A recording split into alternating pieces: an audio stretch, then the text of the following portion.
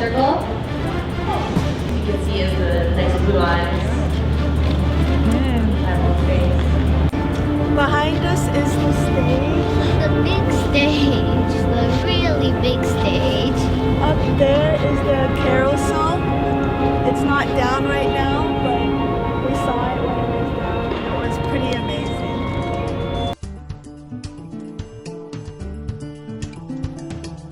This is Sarah. And Emma, and We're reporting from Voice K. We're in Toronto seeing the horse show Cavalia. This is Cowboy, a horse in training. He's a quarter horse and he's a gelding, meaning he's a boy. And he's really, really beautiful. Hello, I'm Emma, a Voice K journalist. Hi. Could you first give me your name?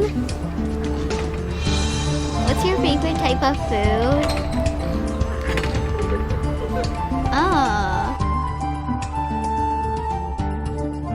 My name is Jenny Desrochers. I'm from Quebec and I'm groomed here, so I take care of the horses. And this one is Nugget. He's Arabian and he's a stallion. He's cute. Yeah, he is, and he's very curious.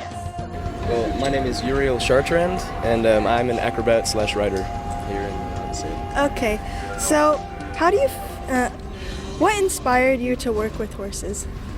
I've always loved animals. I've had an affinity for them. I guess I'm kind of an animal person, and when I got here and I saw that people were able to ride with the horses and do all these different disciplines with them, I thought it was super impressive and almost magical. So I really just wanted to learn and be able to do that like the riders.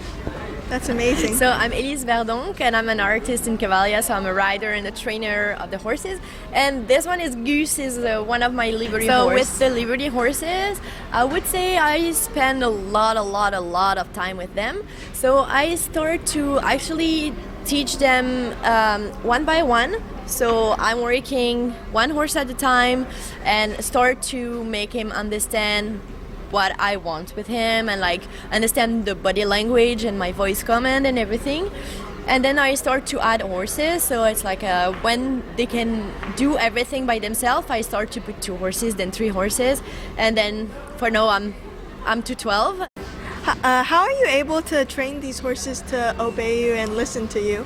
Well, this takes a lot of time and trust and mutual respect. So when we work with the horses, we ask them to work with us. We don't demand, we ask them to do things that they're going to enjoy to do, and we ask them to listen with us, and they ask us for respect, and we work with mutual respect between the two. So it takes a lot of time and a lot of patience, as you can see, and just taking time to understand who they are and who we are and how we can work together. Okay, thank you for your time. Oh, you're welcome.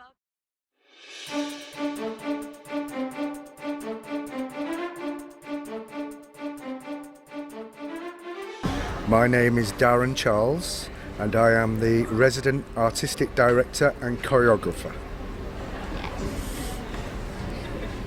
How long did it take to bring this show here? From our last city, we were in Dallas. It takes us 17 days for us to bring it here and set up the big top, so the audience can then come and see our opening night. How much was the cost to bring this show and set everything up? A lot of money. The figures will change time to time, depending on weather, depending on where we are, but it's a lot of money to bring the show here. I imagine it. Could you please explain your job a little bit more? So, as the choreographer first, I choreographed the show in the creation. So I choreographed all the acrobats, the aerialists, and I also helped the riders on their horses. Then I became the resident artistic director, so that means I have to maintain the show. So every day I have to make sure that the lights are working, the sand is correct, the artists are healthy, the horses are healthy, they're in the right place, all the equipment is working, the video is working, and make sure that they are in time with the music. You give them notes. They may have a bad day, they may have a great day, so I have to maintain the show to make sure that every night it is the best show in the world. Wow, that's a lot of work you have to do. It is.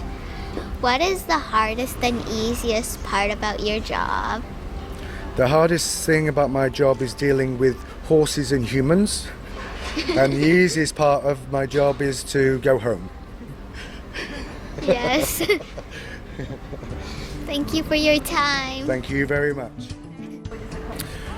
Well, we'd already been to Toronto 3 years ago, and the audience in Toronto was so receiving of what we brought to Toronto that we decided it would be a good idea for us to come back, because now the show has grown, it's matured, and we wanted to share this show again, and we've made a few little changes, and we would like to share it with you guys. We will probably not be in Toronto next year.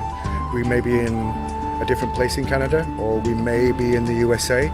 It depends where the tour will take us. We like to have 3 cities ahead. So after Toronto we go to Montreal, and then after Montreal we will maybe pick another city in Canada, or we may go to the US. But it's good for us to keep the show moving around all North America. Okay, thank you. My pleasure.